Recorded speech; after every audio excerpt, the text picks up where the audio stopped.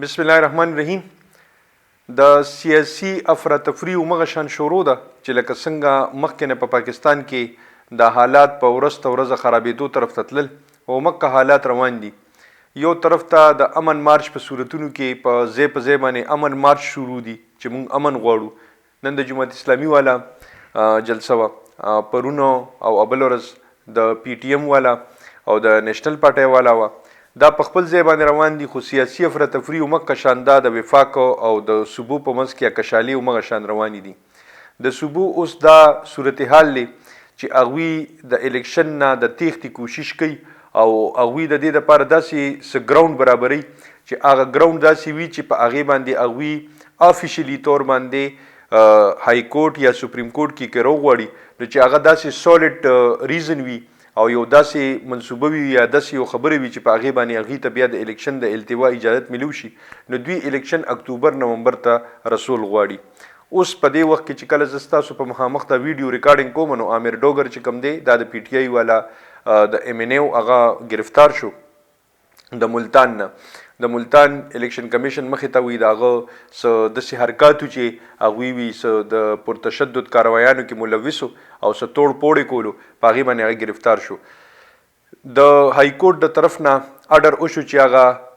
43 کسان چې پی ټی آی والا هغوی چې کومې استعفاګانې نوې ورکړې او هغه راجا پرویز اشرف همداسې په خپله منظوري کړې وي، نو د هغې په باره کې های کورټ والا دا فیصله وکړله چې هغه استعفاګانې دې واپس شي. اوس پر روان وخت کې به څه کیږي؟ پر روان وخت کې به د جیل برو تحریک والا هغه خبره چې کوم روانه شوې وه او خلکو دا اعتراض کولو، زیات تر د صحافیانو د طرف نه او د یوټیوبرز د طرف نه به اکثر یا د ویلاګرز د طرف نه به دا خبره په کثرت سره راتلله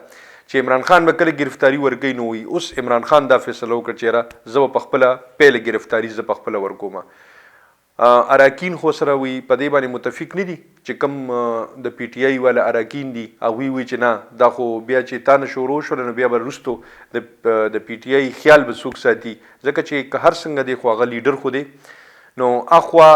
دا خبرې روانې دي او دې خوا دا 43 کسان که چېرته دا بحال شو او دا لاړل اسمبلی ته، پهله خو به دوی اسمبلی ته کیدی شي پریم نه دي، اوس به کیدی شي دا اجلاس غیر معینه مدت تک به ملتوي شي یا به پاس په دریم چت کې د قومي اسمبلی اور ولګي، دا خو کیدی به نشي. خو که وشوله نو دا راجا ریاض چې کوم اپوزیشن لیډر جوړ شو دی به اوس ختمیږي، پهله سر کې به دی ختمیږي، بیا به پسې نور عالم خان هغه به دغه کمیټۍ نه به هغه ختم شي. دی که په میجارټي کې راغلل او دا سیټونه ورته میلو شو نو دی نه پسې په سیکنډ سټپ کې به دی ته هغه سپیشل او ریزرو سیټونه میلاویږي د زنانو او د اقلیت والا، نه دی تعداد به تقریبا 70-72 ته ورسیږي، نو اپوزیشن لیډر به د دوی شي او دغه شان د سټینډینګ کمیټیانې چې کومې دي د هغې اجلاسونو کې چې کوم به دوی شرکت نه کولو کیدی شي چې د هغې هیډز هم کې د دوی نه پکې ولګي. را روان وخت کې کیدی شي صدر مملکت چې کوم دی هغه د اعتماد د ووټ خبر هم کولی شي. خو په دې ځای کې یو مسله شته، که د دې اپوزیشن لیډر رام شي او که د اعتماد ووټ رامغی او د دې نه یو څو کسان ومخویږي او راجا ریاض دی یو خپلې د پارټۍ شکل وله ورکړي او هغې له ووټ ورم کړي او په هغې باندې دوی بیا قومي اسمبلی والا په دغه خبرو باندې بیا های کورټ یا سپریم کورټ ته لاړ شي، په دې به ټایم زیات لګي. په دې دوران کې به د دې د حکومت قایم وي، خو سمپل میجارټي باندې بیا هم شهباز شریف په لا فلحال وزیر اعظم به وي،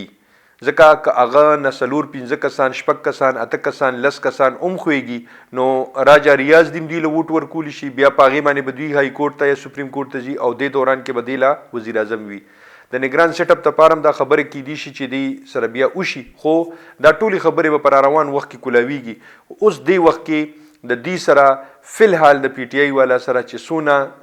ګیندونه ورځ ته ورځ ختمیږي او هغې د هغه بالینګ د ختمېدو والا طرف ته روان دي. می بي چې کیدی شي چې څه کارډز داسې وي چې هغه عمران خان لا فلحال خپلې سینې سره نږدې لګولي او هغه به په وخت سره شو کوي. را روان وخت کې به انشاءالله بیا په دې ډسکشن کوو. خوشحاله او بریالي اوسئ. د لوی الله په امان.